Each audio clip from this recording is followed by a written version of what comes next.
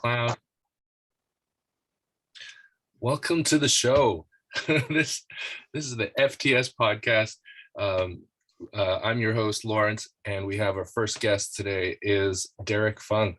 Derek, how did this come about? Why did you decide to come on my show today? Hey, Lawrence, just want to say thanks for having me as your first guest, and I'm really honored. This all started when I read your post on Facebook about, you had a couple posts. First one was about the people who don't like Joe Rogan are the ones who have never listened to his podcast. And I totally resonated with that because, I listen to Joe Rogan. I'll say it, and he's got a lot of insightful advice, and not all of it you have to agree with, and you gotta keep an open mind. But it's very interesting and it's truly thought provoking. So when you generated 80 plus comments and like a ton of likes, I was like, man, Lawrence, like you are the one person that I would, if I had to choose, needs to be that one person to start that podcast. So yeah, this is where we are. The next day you're like, okay, let's do it. And now we're talking. Yeah. I've benefited a lot from Joe Rogan's podcast as well. So much of it is just being able to access the kind of the psychological makeup of all of his guests, because he spends so much time with them. You get such intimate access to people's thought processes, and you learn a lot about so many different subjects. And I think Joe is intentional about that. He knows that he has a really powerful platform and that he can shift mindsets with that. I don't think he started off knowing that for certain, but he has a background as a comedian, as a public speaker, and so he knows about the psychological leverage that he has as a speaker in front of people. Like he takes people on rides of laughter and shock all the time in his work as a comedian. And with his podcast, man, he's reached so many people. I don't even know how many people he's reached.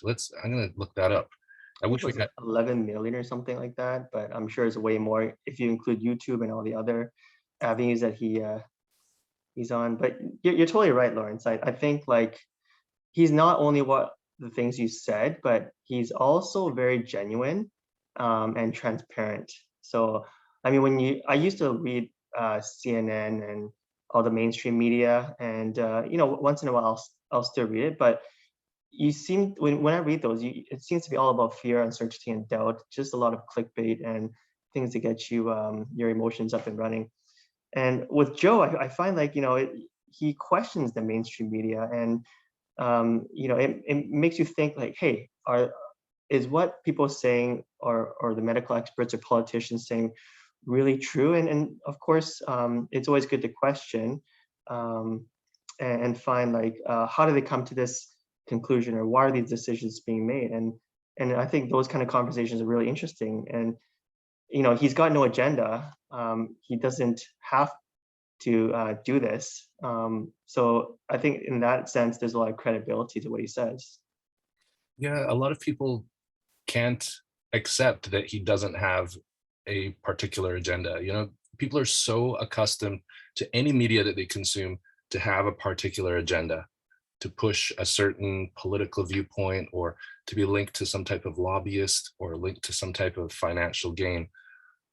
Joe's main push, I guess, would be to maybe drive people to his comedy.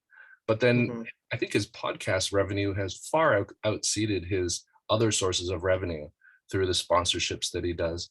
And his sponsorships are pretty, right? Sponsorship is a very transparent relationship, right? I think On It is one of his big sponsors, which is his friend Aubrey Marcus, who runs Nootropics company. Yeah. And he sells, things like, I guess, holistic vitamins and stuff. Greens and whatnot. Yeah, I hear that. Oh, I just skip right through it every time it goes through commercial. I know. And he has, I love that he has the audio of Nick Diaz, who's an epic character in the MMA world, as his opener, speaking things in grammatically incorrect ways. Oh, I actually didn't notice that. Is it Nick Diaz? that's Nick Diaz's voice. After he won one of his fights in the octagon, Yeah. he took the mic from Joe Rogan and he's like, I listen to the Joe Rogan podcast all day, all night, or something like that. And then that's the audio that you hear along with the drums in the beginning of every podcast. Oh, okay, okay. I should catch that next time. I actually didn't. Thanks for letting me know that. Yeah, Yeah. Joe's never taken himself seriously, but a lot of people are taking him so seriously because of it's just grown and grown. And I think just like you said, it's his authenticity, his Yeah. relatability that has really drawn people in. And it's so hard to find that authenticity. All the media that we see is overproduced generally. Totally. And you know, like I don't know if you saw yesterday's Instagram post where he addressed some of the controversy that a lot of these medical experts are talking about. And it was very sincere. Like when I heard it, I was like, hey, you know, like he doesn't have to apologize. You know, what he has is a podcast and they're just conversations with the people that come to his show. Like, you know, of course he should check his facts and make sure that what he's saying is not, you know, information that's not accurate, whatever. But at the end of the day, like the question is, does he have that responsibility, right? Because if that's the case, then it's a slippery slope that everybody else on YouTube and you know they all have to check their facts and whatnot. I know he has got a bigger audience than everyone else, but you know the question is that his responsibility to really check everything that he says, right? Yeah, I did see it. One of my Facebook friends, Daniel Chen, he posted it on in Mhm. all those different links. Do you know Daniel Chen? I don't know Daniel. I don't Oh, think I okay, know him. great guy. But yeah, he posted it, and yeah, in that he Joe was almost remorseful in Yeah. saying that what I will do next time. Like he actually came up with a reconciliation point or something that he's going to Mhm. do differently. And he said, what I'm going to work on is I'm going to try to get a wider bunch of views and I'm going to try to schedule them so that they're right after each other, or Yeah. at least within a temporal space where you can listen to one viewpoint and then hear a contrasting viewpoint. And that's completely fair. Um, Totally. and so many people are criticizing Joe because they're like, you have such a huge platform, you have a lot of responsibility, but when has anybody in the history of the world ever had a self-produced podcast that has had this reach? It's never been done. It's the first time. Yeah.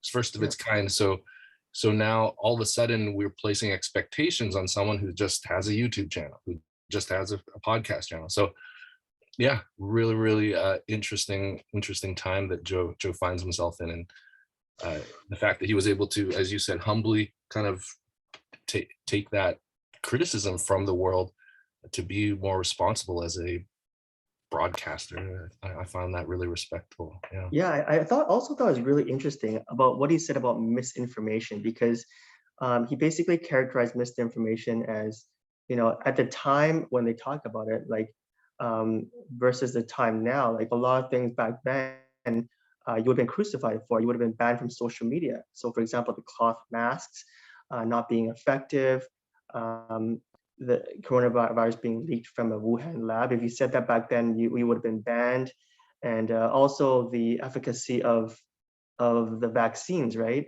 And you know, things have changed obviously as time progresses. And you know, what's misinformation back then could have been fairly accurate in today's time. So I don't really think he's intentionally, you know, so quote unquote misinforming people, but he's questioning, you know, and I think we should all question, especially if this is such a big deal and you know we're all going to put vaccines in our bodies and whatnot. We really need to question and ask if this is, you know, the right thing and why. Yeah. In my perspective as a physician and Mhm. as a member of the public, the perfect level knowledge might be here. Like if we knew exactly how coronavirus worked and all the variants worked and all the vaccines and all the science worked, our knowledge should be up here. And right, the public is starting off, very low right here, and we're depending on our media sources to educate us. And so many of us are glued to media sources, trying to increase our knowledge level a little bit because we're afraid. And when we're afraid, knowledge feels protective. So we try to increase our knowledge.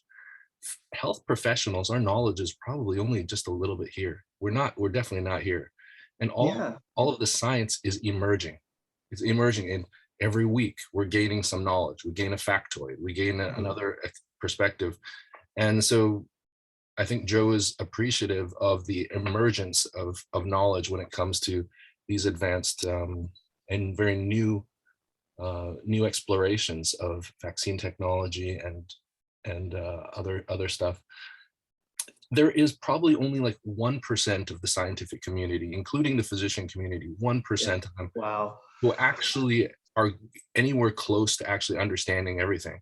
And Right. many of them are shitty communicators. They're just not great at speaking about it. But even though they have the knowledge, it's kind of Yeah. stuck in their brains and they can't actually get it out to general physicians like myself. So we really rely as family physicians on what comes out from the Center of Disease Control, what comes out from here. And that's what we rely on for our updates. Almost really similarly, it's the knowledge has been democratized so that your knowledge is actually almost similar to what we're dealing with. So we're all emerging with that science. So now we understand the cloth masks are really ineffective. Mhm. Now we understand that vaccines do not protect you fully. It reduces your risk of severe disease, and then it reduces your risk of transmitting by a factor of a certain number, and that number Mhm. changes from study to study. So yeah, I think that Joe, it's important that we do continue to question. And I think at the end of the day, there's a the whole pandemic has put a lot of people into this sense of constant fear and suppression of their sense of freedom Or depression. and depression. And Yeah. it's not any one person's fault, Oh, but yeah. we so easily want to blame somebody because that makes our lives easier. Not being able to blame somebody, so often we go and blame public health, we blame the Yeah. government, uh, or we blame or people on the other side, physicians who are suffering, trying to take care of a lot of sick people and just wondering Mhm. why they didn't protect themselves. Then we'll blame people like Joe Rogan, who is offering the voice, a stage or an amplification of a voice that they feel that shouldn't be, that is dangerous. Uh, Yeah. yeah. And like what you just said about physicians just being a little bit above the common person, like that's really interesting. So let me ask you, Lawrence, as a medical professional, as a doctor, like did you or any of your peers or your colleagues have any kind of like qualms about taking the vaccine or giving it to your children? Because I know a lot of my friends, a lot of my coworkers, and even myself, at first we're like, hey, should we take this vaccine, or should we wait, or should we give it to our kids? Because even after listening to Dr. Robert Malone, and I don't know if this is true, but he had very big concerns about administering COVID vaccines to children. So, I mean, that just freaks me out because we just had our kids, get their COVID shots a few weeks ago. So I don't even know if having the second shot is the right thing to do anymore. Like, what are your thoughts?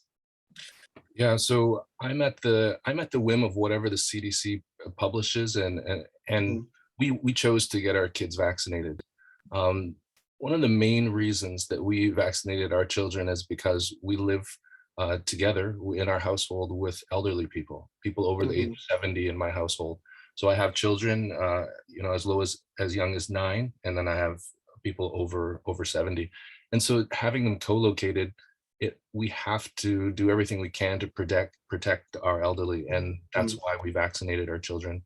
Um, and also, the risk of COVID-19 in children is not zero. Like kids have had some, have some reports of disease that Mhm. is prolonged after getting COVID-19, and it seems that getting the virus itself seems riskier than the vaccine. So Totally. I guess, yeah. yeah. With what we know at this stage, at least, right? That's right. Yeah. So it's the vaccine still it is the safest thing to do at this point, and that's what I recommend all my patients as Mhm. well. But I do have colleagues. Your question was, do I have colleagues who have qualms about it? I Mhm. think there are. I think there are because at the end of the day, we understand this is emerging science. So there have been, and I would say what percentage of my friends, and this is just an anecdote of me, it's not a scientific study, I would say 1 in 100 might have chosen not to vaccinate their kids under Right. 12. Hmm. Yeah. Yeah. And and then there's a very few, like 1 in 1,000 who Mhm. didn't vaccinate themselves, probably. Oh, that's funny. Actually, I have a higher percentage of friends. I mean, most of my close friends are all vaccinated with their kids, but I do actually know quite a few people that have chosen not to vax, and they've taken a stance. I even have some coworkers that, because I also work in a health authority, have opted to not vax and find other employment because as you know, that's one of the rules that they've implemented, that you have to have your vaccine up to date, which is 2 shots. I think, yeah, 2 shots, I believe, to continue your employment, whether if you're working remotely. So even if you're not going to the hospitals, into clinics or even in office, you still have to. No exceptions, zero policy, zero exceptions. Yeah. So in my network, there have been some really, uh, I guess, more vocal colleagues, physician colleagues, Mhm. who really did not like the heavy-handedness of the policy of you must vax or you're out of the community kind of thing. They didn't feel that that was kind. They didn't feel that it was understanding of trauma, like it wasn't a trauma-informed approach. And trauma-informed practice is something that we promote within healthcare. And it didn't seem like it was effective because that heavy-handedness, human nature doesn't respond well to the heavy-handedness as True. we know it in the past. Yeah. But then the alternative of not having heavy-handedness is potentially having a lower percentage of the population vaccinated, and then an increased spread of the disease, and then that overwhelming our intensive care units. So, Yeah. our intensive care units have definitely been very overwhelmed, and our staff is really tired from taking care of patients who are unfortunately either vaccinated or unvaccinated, but a lot of the more severe disease is in the unvaccinated. You're right. I mean, if I were to choose, they're in a really tough situation. The politicians, the administration. You're like, do you put the heavy-handed approach, like what you said, and have bad um, response, or do you play the nice approach and hope that people get vaccinated, right? And I don't know, if I had to choose. I think it's a really tough position and decision, and I think the heavy-handed approach is probably better because most people will do it if you threaten them with their jobs and whatnot. But yeah, at the end of the day, like what you said, like you're gonna have a lot of negative reaction. So how do you incentivize people, um, right? You can be like some countries where like you give them I think they're put in a lottery for, I think Hong Kong had a lottery for like condominium buildings or something like that. Maybe Vancouver will definitely benefit from that based on real estate prices, right? I don't know, it's Yeah, tough. I wouldn't want to be in that position. we've heard of in some Asian countries that public health has a really strong presence and has had lead time to build relationships with the general public, Yeah. and some people are more compliant potentially with public health rules, or we've actually seen some like forced quarantine with government, uh, some videos like that where it is a heavy-handed approach. But I don't think our government is ready to get to that level of like using physical restraint methodology to ensure that people are protecting the rest of the community. People aren't yet Yeah. ready for that. So our government, the worst we can do, I think, is make these financially punitive measures of you can't earn a wage sustainably if you don't follow these community Yeah. guidelines. Mhm. I mean, you're screwed either way, right? If you don't, then people won't be incentivized as much or want to do it, and then your hospitals get filled up, and then bigger challenges exist, right? I mean, like for example, like my dad actually, he had to go to the hospital, I think a year and a half ago, just at the start of the pandemic, because he had his, some cancer treatments he had to do, um, and I think a few months after he had a heart attack, and I couldn't actually even visit him in the hospital because they had such a strict policies of visitors. And at the time, like it was really difficult because I wasn't sure if he was going to make it. and the only thing I can do was talk to him on the phone because he's not tech savvy, doesn't know how to use you know video chat and whatnot. I couldn't even see him. So yeah, I mean, when you think about that, I can see why we really need to have everyone vax at least to, to Yeah. yeah. Yeah, it was tragic. I mean, I was working in the hospitals during the time when Mm, visitors weren't allowed to come and see their family members. At the end, when the very final days, we would let if the patient was dying, we would let the family come in and spend some time. They would have to gown up and do all the procedures. yeah, But yeah, yeah, it was such a hard time for people to be sick and to be relatively alone. Our nurses did everything they could to be at the bedside, to be with people, and some really beautiful acts of charity and compassion I witnessed in the hospital during those times where family members could not come in to see their family members in the hospital. But yeah, there wasn't definitely there continues to be a sense of overwhelm in the hospital. We're actually working super short staffed. A lot of our nurses yeah, have stepped away, have retired, and not only not mostly not because of the vaccination requirement. Most of them are vaccinated. Like 99% of our nurses are vaccinated, probably. Mostly because they're tired, because of the yeah. They sustained just gave up. sustained overtime. Yeah, and Yeah, not only are we taking care of a lot of people who are sick from non-COVID things, we're taking care of COVID, and we have to do all the extra procedures to protect ourselves and to protect yeah, other people yeah, from ourselves. And then we have to do a lot of the emotional labor too. Like the nurses and doctors have to take care of a lot of the emotions of the people coming in. And as you said, a lot of the community is stressed out or depressed or just in a state of anxiety. And all of yeah, that transfers. We're empathic beings naturally, and those who choose healthcare often are.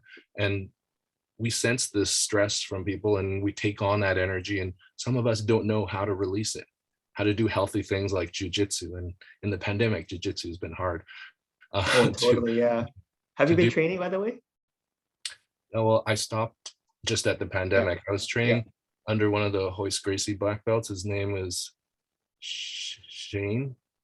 okay, Uh, yeah, yeah. he was teaching out of the Newton Rec Center. Oh, okay, okay, nice. Yeah, he works Yeah, with some of the SWAT team, the RCMP SWAT team out here, and so he was yeah, teaching like 20 or 30 cops, and myself and my wife and my kids, we joined in with them. His son taught our that is kids. so cool. You made it into a family event. Yeah, it was awesome. It's one Yeah, of the biggest things I missed during this pandemic. So yeah, yeah, and so people didn't really have as much outlets for their stress, and then all that would come into that comes in because when you're physically sick, your mental sickness comes into your emotional. Um, your window of tolerance reduces, they call it. You can't tolerate as much frustration, and everything in the hospital is frustrating, and it has been yeah. over I can 2 years. imagine. I mean, like we're just I mean, I'm in tech, so a lot of times I'm working at home, in the comfort of my own, space. And you guys have to deal with not only your operational, work, but this whole COVID pandemic and just protesters in front of the hospitals. Like you guys just must be like exhausted and frustrated while people are protesting on the street for for their rights and whatnot. It's just I don't know how you guys can do it, but bravo to you guys. That's everybody in the healthcare industry, working in the healthcare setting. That's just amazing. Thank you. Thanks, brother. I mean, Yeah, yeah, you can imagine like a nurse like putting so much time into taking care of like probably 6 different people, all really yeah. sick, put all their energy in there, and then they're just caring and loving on people. And then when they leave the hospital, people are throwing shit at them and stuff like that. They're like, I what is should have this? laughed, but that's just effed up. Yeah, Yeah, it's crazy, like the understanding. And then yeah, there's people online who are saying this whole thing's fake, it's a pandemic, it's planned. And it's yeah. just it's so offensive. It's so offensive to health workers, and yeah, it's just tragic. But you have to have a big window of tolerance to be able to be forgiving to all sides. But I think we kind of need that type of presence if we're to move forward. We can't continue with this type of division and Mm. blaming, shaming, and judging. Yeah. I mean, I'm trying to think of some good that's come out of this pandemic. And in such situations, I try to be an optimist. But it's tough. But I think there have been some good things that have come out of it. And I think we all value our social interactions more than before. I mean, I don't know about you, but I really haven't seen a lot of my friends and family, just out of precaution and out of their fear and all the other factors. So not having that, well, first of all, just the pandemic is one thing, but when you have like um, stress and pressures and whatnot, you want to see your family and friends. So the one thing that's causing you stress and pressures is also preventing you from releasing it, because you can't see your friends and family as much as before, right? Like Christmas dinners and everything's all canceled for the last 2 years. Um, yeah, and it's just not the same having to wear masks and whatnot, right? First of all, it's just uncomfortable, and yeah, it's tough. How about you? Like, what are some things that come out for the positive, at least for you, Lawrence? Um, you know what? Because we have less of those random social gatherings and stuff, I think I've had more time to reflect on what's important in my life. Mhm. And I've been able to, kind of reorganize things. And I've decided, I'm going to prioritize my spirituality. So I started doing some meditating and Oh, nice. doing more prayer. And then I Yeah. decided to focus more on my kids. So I've been more present with my kids than I've ever been pre-pandemic. And my kids are like 9 and 13 now. So it's really important that I'm present. They're going through a lot of social changes and physical changes. For And then sure. focusing more on my marriage, so spending more time Mm, and be more present with my wife. good for And you. and Yeah. then yeah, the self-care. So along with the meditation and trying to eat healthier and stuff, Mhm. I think a lot of us have had that opportunity to reflect on how what we our purpose of our lives really. Mhm. So I think it's kind of like a shocked reset, a forced reset for a lot of our lives. Um, Yeah. yeah. It's good to Did hear you you're get eating well. I bet you like 99% of the population is just the opposite and just binging on food and like crackers and chips and everything. Just when is this pandemic gonna end? I'm gonna eat my way out of it. Yeah, I heard a lot of jokes about that, about eating and binging because I guess you're doing less and you're bored or you're stressed and you stress eating. Um, Yeah, for sure. yeah, I might have done some of that, but I'm in that boat that Yeah, was lucky in that I had to continue work. I yeah. potentially increased work volume slightly and early in the pandemic, first 2 years, especially in the hospital. So Mhm. um, yeah, I was in that boat that I actually increased work, so I didn't have too much downtime.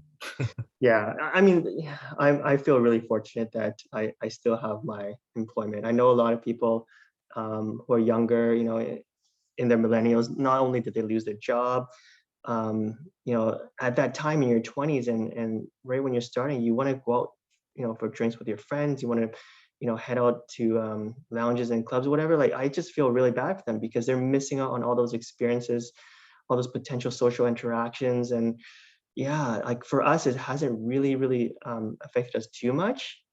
But for them at that age, like university kids, not seeing you know, um, their friends at school and getting like face-to-face instruction and having to do exams online, I would just hate that, right? I mean, like for us, we had so many memories at university, right? And I just feel really bad for the kids these days. So hopefully this pandemic is going to end soon for them and for everyone. But yeah, for that demographics, I'm sure it's been really tough. Yeah, the only thing that makes me feel a little bit okay about that is that all the kids are going through it together, and Yeah. they'll have that to relate to. They're like, remember in 2021 and 2022 when we were doing school at home because of the pandemic, and Yeah. yeah, at least it's a community, a worldwide experience. At least the pandemic's worldwide. No, I should take that back. But at least, yeah, and they're surviving. Humans are resilient even though Yeah. they're not getting the experience that you and I got potentially when we were at their age growing up. They're resilient and they're going to be able to figure their way through this, For and sure. Yeah. They yeah, have no choice. they have no choice, and they can do it. And the online connectivity is crazier than ever, more than ever. Snapchat, Wordle, Wordle Yeah. competition. all the different games you can play. So kids have been connecting in those ways, I think, at least, yeah. And those who haven't, they're doing creative things at home, hopefully, with books and otherwise, and developing and creating things that we'll discover in a few years when people are able to come together again. Well, when the metaverse comes, I think they're not gonna have want to go out anyways, right? They're gonna be on their virtual headsets, and they're gonna be like, chilling out at the metaverse, you know the cool places on the metaverse, right? So we'll see. I mean, it's things are changing, and sign of the times, right? Do you have an Oculus? Do you have an Oculus Rift? Not yeah, I was actually thinking about getting it, but we have so many devices in our house that I'm resisting, right? And I know if once as soon as I get it, the kids are just gonna be like all over it, and monopolizing it, and so yeah, they already have enough screen time, and and me as well. Yeah. How about you? Did you get one? Did you pick one up? No, I didn't, but I'm totally thinking about it. I'm hearing about all the commerce that can occur or is already occurring in the metaverse. Mm. Um, is the metaverse? I mean, is the metaverse a general term, or is it actually a branded experience under Facebook? What do you know? Well, I don't claim to be an expert, but I mean, obviously, Facebook changed their name to Meta, and I think Meta is just a general term. There's different metas, from what I understand. Like, Roblox has their own environment, and Yeah. all these other games and virtual environments are out there. Mhm. Yeah, so there's more than one, um, Okay. and you can pick up some real estate next to Snoop Dogg if you want. Yeah. Um, Like, yeah, it's just where does that amazing. happen? How do I get near Snoop Dogg's house? I think if you have to, last time I checked, it was like 300,000 US or something. If you want to get, But where? Where is this? Is this a website? What is this? Is this an app? I have yeah, no idea. actually, it was a friend that told me about it. So I'll double check and let him know. Okay. But yeah, If you got to anybody pick it up watching next to. if anybody watching knows how to get to Snoop Dogg's metaverse house, please comment to below and tag us so we know how to get there. Yeah, yeah, get your checkbook because it's not going to be cheap, buddy. Yeah, it's what a weird world. My kids play Roblox, and Yeah, I watched them play one of the Roblox games because Roblox has a whole bunch of different setups. You can like design your own environments, your own meta universe. One of them was really interesting in where one character has the Oculus on, yeah, and then holds on to the Oculus's gyroscopic um, controllers, and then that character in the metaverse is a giant character, and then there's mm, like about 100 other people on that particular server instance who are running and jumping around on platforms and somehow interacting with this giant.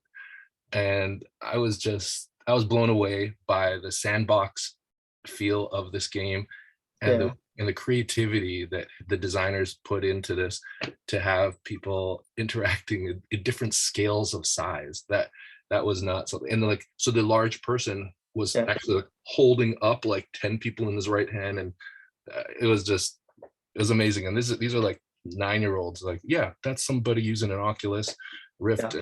I'm in their palm of their hand and they're carrying me around this world. It's so strange. What a different world our kids are already growing up in. Oh, I don't know about you, but when I watch people play Fortnite, I'm just like, man, I'm getting super dizzy, and these kids are playing it for like hours and hours. After watching it for like 5 minutes, I'm just gonna throw up soon. Yeah, the kids, their brains are adapted differently. I Yeah, I try to compete now with my 13-year-old because I consider myself a gamer, and I'm pretty good at Super Mario. But when yeah, I compete with my 13-year-old, her reflexes, everything, her visual spatial stuff is way beyond what I'm able to do, and it's shameful to me. but, but it's also no, very it's all impressive. good. It's It's impressive. different generation, right? Yeah. It's also kind of like, when you're not in the driver's seat and you're watching, I think you get a tendency to be a little bit more sick as well, or for me at least. But I think when they're playing, it's like when someone's driving, right? They kind of they know like what to expect, and where they're going. So yeah, maybe I should just play it. Maybe I won't get sick as much as I would if I was just to watch. Yeah, I guess so. So these days, I don't think the viewers know very much about you. Yeah. You mentioned you're in IT these days. What keeps you busy? What's keeping you busy these days? I mean, just work. I'm just doing some contracts with the health authorities in tech. So we're doing a number of projects over the hospitals. Mm, Really cool projects, really cool people, really talented people. mm, Um, Not going to go into the boring details of that, but on a personal level, um, just a lot of home. Yeah, just staying at home a lot.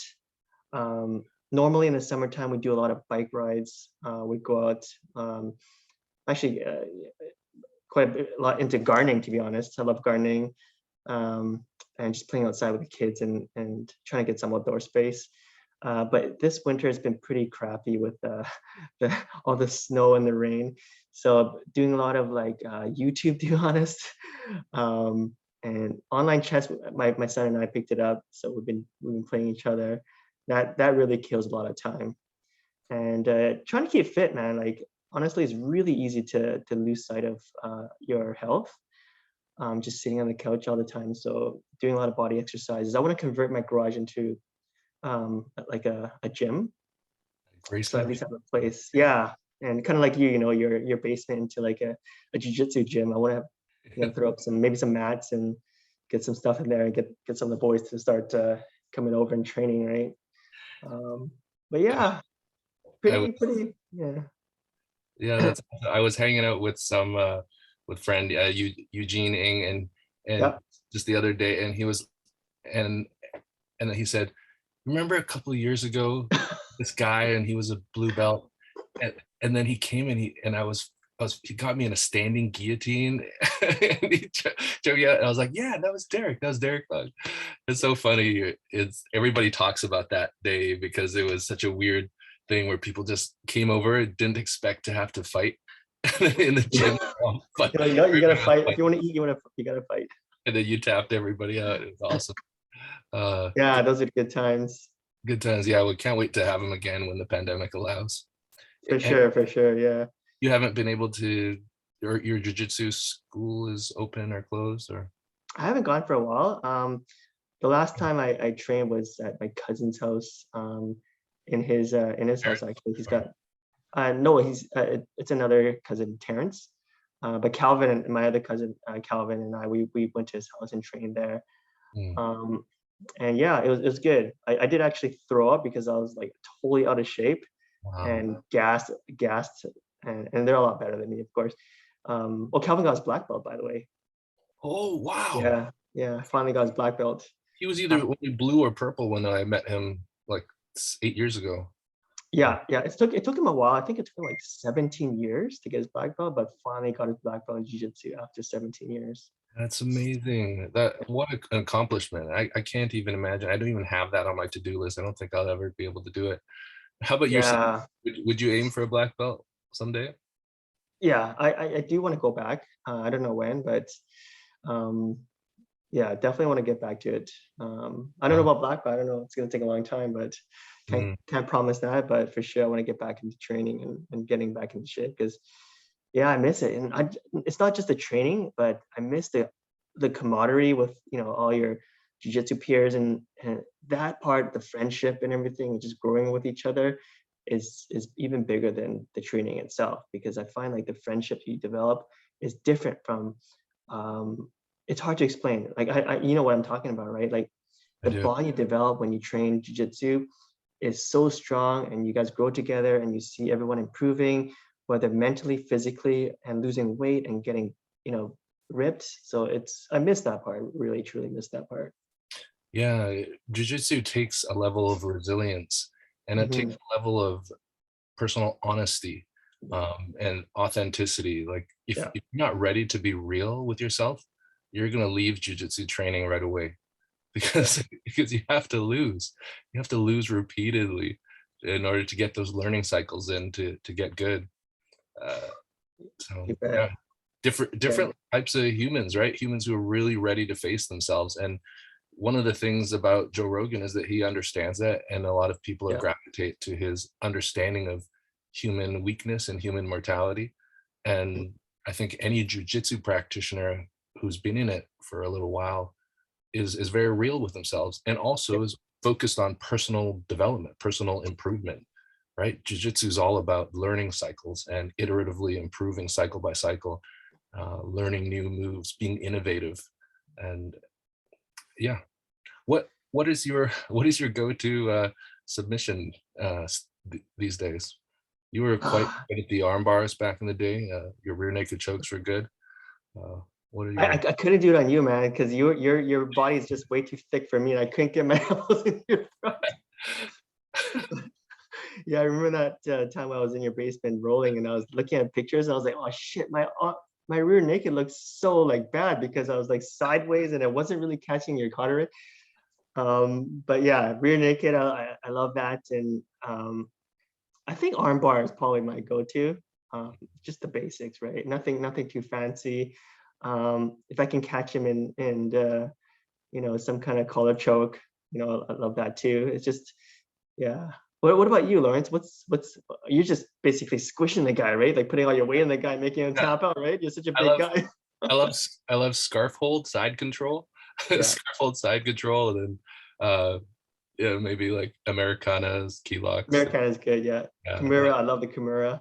those are good for big big chubby guys like me. Yeah, Yeah, I still remember how powerful your framing is from the bottom. Like your frame defense is like impenetrable. oh, even thanks, even brother. though I don't know even about now, but thanks. even though I'm double your weight, like I was not able to get around like your shoulder and arm strength. Oh, so powerful. I couldn't get anywhere close to you.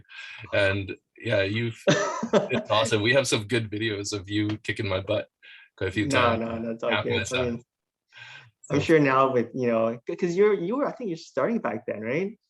yeah, I was So just starting, but yeah, I would still call myself, I mean, I am a white belt. I would still call myself a beginner. Uh, yeah, but I just have a love for it, and I've done a lot of cycles in my brain just watching YouTube videos and stuff. Yeah. yeah. YouTube's amazing. It does have a lot of good content in there.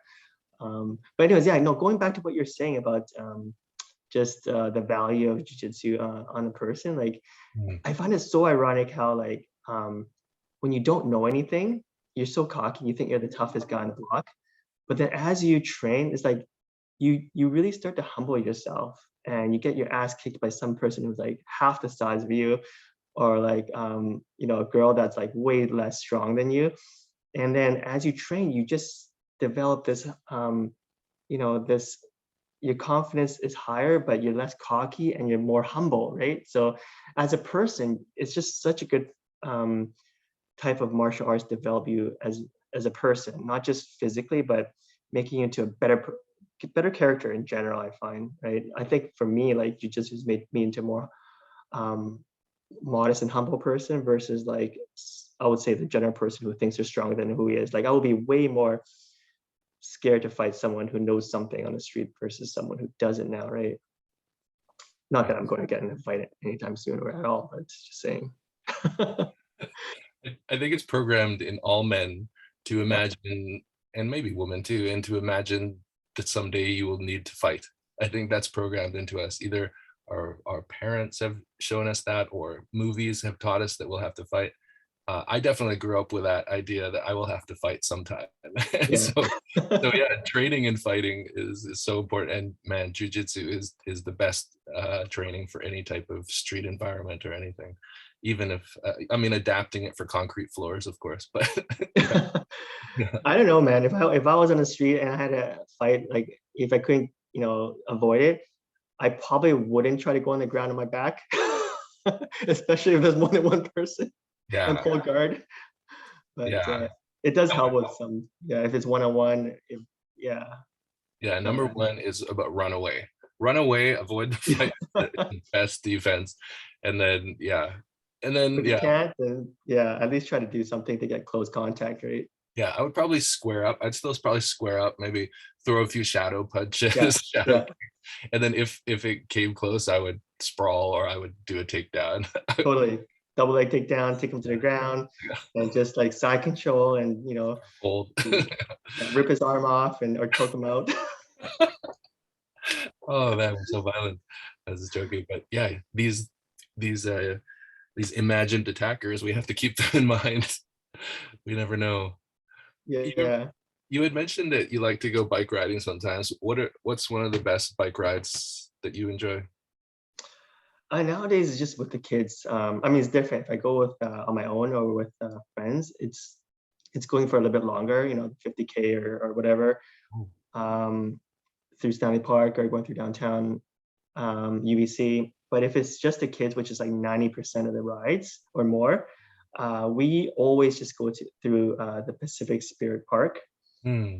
and all the way to UBC, which is amazing because there is just such a beautiful landscape to live um, in a place where you can bike through there with trails and not have to worry about cars. Is man, we're so fortunate. So yeah, I mean, UBC is my go-to, and then we once we get there, we'll probably hit up a McDonald's. My kids love McDonald's. Yeah, yeah, you gotta reward yourself, right? Or just play, or if we go with friends, we'll just kind of like hang out at the park and have a chat while the kids go play, and then we'll just bike back from UBC through Pacific Spirit again, and home. Yeah. So how about you? You do any biking or?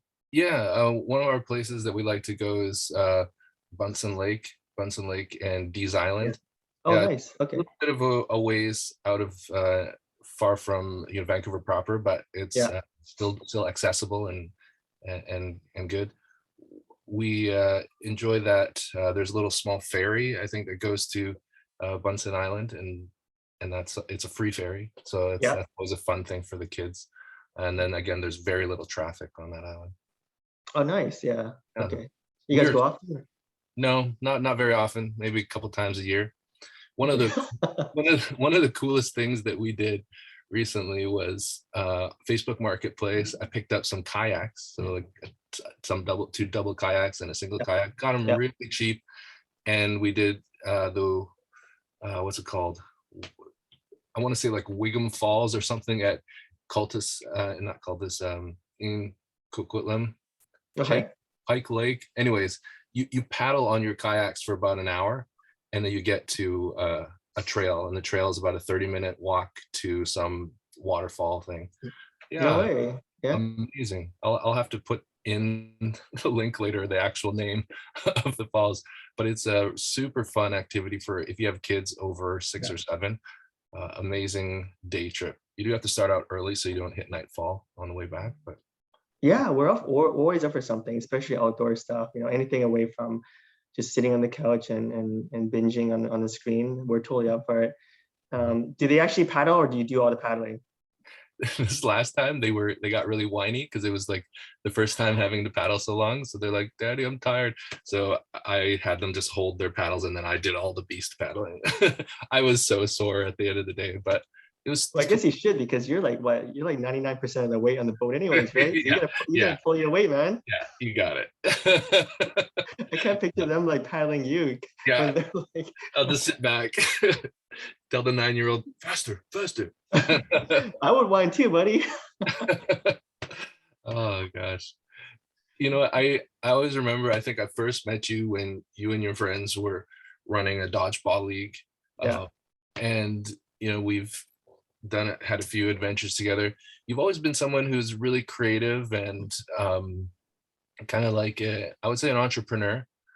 What are what are some of your entrepreneurial ideas that you're okay with sharing with the public, or any ventures that you're doing right Right now? now, I mean, like right now, I'm focused a lot on my just my own small little contracting consulting business. That's Ah, keeping me quite busy. But I have actually been uh, doing something with my daughter actually. So in the summertime, we got two rabbits, and she had to basically prove to us that she was going to be responsible, and that included, okay, how are we going to pay for the rabbits, right? So basically, she did a lot of fundraising, drawing her art, and creating the website with her mom, and selling a lot of that art with her family and friends.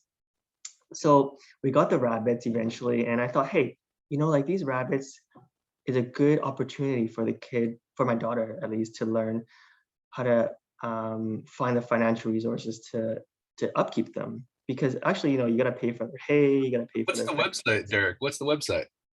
I gotta find it. It's like it's on Wix. I think there's Alexa. Oh, let me just ask her before I share it because I know she. Oh, she's, okay. Okay, yeah, but it we was don't. on, we built a website on Wix. But anyways, the next venture is we have a contact for hay at a significantly cheaper discount than what normally retail will sell it for. And man, you imagine the margin that pet pet food has commands over, it's insane. So I was thinking, hey, this is an opportunity for her to develop a brand to um, number one, make some money to upkeep and her rabbits, and then also number two, just learn about entrepreneurship. So right now, that your question about what are some things that we're doing is I'm trying to help her develop that brand, build the logo, the website, different packages, like how much hay do you want to sell? Like, do you want to sell it in 1 pound, 2 pound, 3 pound, or half a pound? And so it's going through all those motions. So yeah, that's what we're doing right now. It's not probably not going to give us financial freedom, but I think it's a good opportunity for her to, and for all of us, to kind of like, like you said about your family, spending time with them and also teaching them, because at the end of the day, when these kids grow up, like you think real estate is expensive now, you know, I don't think it's gonna get any cheaper, and they're gonna have to have side gigs in the future, like everyone's doing now, in addition to their, their day jobs, and maybe that something like this can be something that'll grow so they can have something bigger and better in the future. So yeah, that's a long answer to your question of what we're doing now, what I'm doing now with her. Yeah. It's awesome. No, it's you're, and what a fantastic lesson for parenting that you're teaching business skills, even though your kid is like in elementary school and you're teaching them, uh, Yeah. yeah, and how to leverage an online presence to do so. Yeah, Becoming, I mean, if you gotta teach them, you gotta teach them now. You gotta before they get to an age where they're a bit more jaded or busy with their friends. And I think at this time they absorb information so fast. I mean, I don't know about you, but I just find like the kids are so smart. Like they remember so much. They're literally like sponges, and I'm constantly fascinated how fast they can absorb things. Like it just scares me. What doesn't scare me, but you know what I'm saying. It just impresses me. Um, so yeah, I just gotta force it down their throat now before they start to hang out with their buddies. I know, trust me, around 13, Yeah, they're starting to get gone now. Like yeah, they're like, daddy's boring, daddy's boring. Snapchat is way more fun. My friends at oh school really? Yeah. more fun than daddy. So you probably have a couple more years. Yeah, so cram it in while you can. You're right. And they'll probably start coming back at like 18 or 19 when they're like, oh my gosh, now I'm adulting. Now I need to see mom and dad again. Totally right. Yeah. And it's funny, like we see the kids watch a lot of YouTube too, and there's this Ryan's World they see. And yeah, I mean, like they're actually quite motivated when they see like, hey, like this Ryan's World, he's making like millions of dollars with his dad a year, and then so they kind of get excited too when they see that, and they feel like they can do it. Um, that kid can do it, then they can do it too. And I love how like they don't have fear. Like I find like fear is something that you learn from other people, and at this age, like they're so like pure that they don't have that those qualms and those anxieties and the fears of failure, and they just want to try it out, right? So I'm trying to just capitalize on that before it's too late, and try to instill like some of those principles in them to work hard and whatnot. But we'll see where it goes. It might go somewhere, it might not, but at least it's an experience, right? I want to thank you for your time. That's a great thing to end off on, that hopefully that we can all stay a little bit less fearful, be a little bit more hopeful, a little bit more innovative as we go forward. Um, our world is in a challenging time, but there's still a lot of opportunity to grow and to grow each other and to be kind to each other and stuff like that. Thanks for suggesting that we do the show, and hopefully people are going to enjoy it. No, man, Lawrence, thanks a lot. It's an honor to be your guest, and I hope you continue this podcast because you're one of the guys that I always look up to as the charming, very transparent, very authentic. Everybody loves you, man. Like, you're the man to do it. And if anyone can do it, that's you. So keep at it, man, and good luck. And hope to see you soon, buddy. All right. Bye. Take care. Bye.